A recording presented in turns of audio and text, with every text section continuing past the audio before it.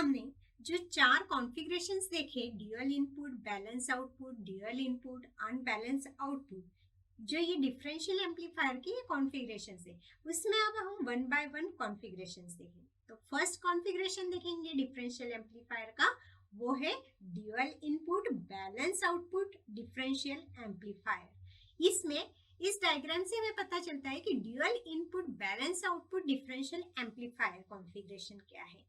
तो दो ट्रांजिस्टर लिए हमने यहाँ पे Q1 और Q2, और दोनों ट्रांजिस्टर के बेस टर्मिनल से हमने इनपुट वोल्टेज लिए हैं Vin1 और Vin2, दो इनपुट वोल्टेज लिए हैं, इसलिए हम इसको बोलेंगे ड्यूअल इनपुट। और जो आउटपुट लिया है वो दोनों ट्रांजिस्टर के कलेक्टर टर्मिनल से हमने आउटपुट लिया है with respect to the ground.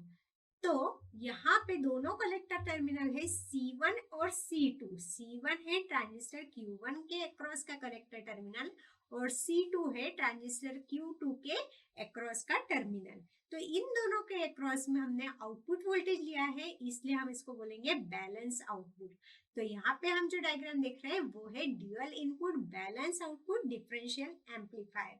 इसमें हम यहाँ पे देखेंगे कि जो C1 और C2 है वो एक सेम डीसी पोटेंशियल में अप्लाई किया गया है। मतलब जो डीसी पोटेंशियल हमारे पास सप्लाई वोल्टेजेस है, पॉजिटिव वीसीसी और निगेटिव वीईई, तो दोनों यहाँ पे इक्वल है। तो दोनों को सेम डीसी पोटेंशियल को with respect to the ground C1 और C2 कलेक्टर्स C1 और कलेक्टर C2 दोनों हमने ट्रांजिस्टर Q1 और Q2 के अक्रॉस के जो कलेक्टर है उनके पास जो है same DC potential with respect to ground है, इसलिए जो आउटपुट वोल्टेज हम मेजर्ड कर रहे हैं इनके अक्रॉस में वो रहेगा हमारा balance output voltage.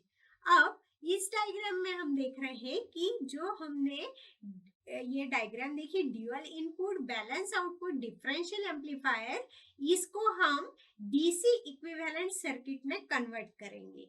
DC equivalent circuit में इसलिए कन्वर्ट कर रहे हैं कि हमें ये जो ड्यूअल इनपुट और बैलेंस आउटपुट डिफरेंशियल एम्पलीफायर है इसको आगे हमें एनालिसिस करनी है।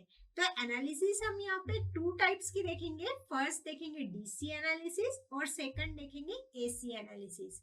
तो यहाँ पे ये जो दोनों एनालिसिस डीसी और एसी एनालिसिस को फाइंड आउट करने के लिए हमने यहाँ पे एक डीसी इक्विवेलेंट सर्किट लिया है यहाँ पे। तो यहाँ जो इनपुट वोल्टेज है दोनों को यहाँ पे शॉर्ट सर्किट किया है, Vin1 और Vin2 को, क्योंकि दोनों के अक्रॉस में हमने इनपुट वोल्टेज लिया है। तो डीसी एनालिसिस में हम सबसे पहले फाइंड आउट करने वाले हैं कि क्या हम यहाँ पे कलेक्टर टू इमीटर वोल्टेज की वैल्यू फाइंड आउट करेंगे और कलेक्टर करंट की वैल्यू फाइंड आउट करेंगे।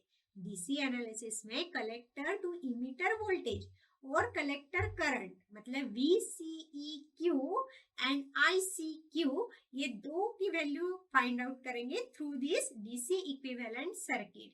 और एसी एनालिसिस में हम लोग फाइंड आउट करेंगे कि आउटपुट वोल्टेज, इनपुट रेजिस्टेंस और आउटपुट रेजिस्टेंस, ये यहाँ पे हम एसी एनालिसिस में फाइंड आउट करेंगे।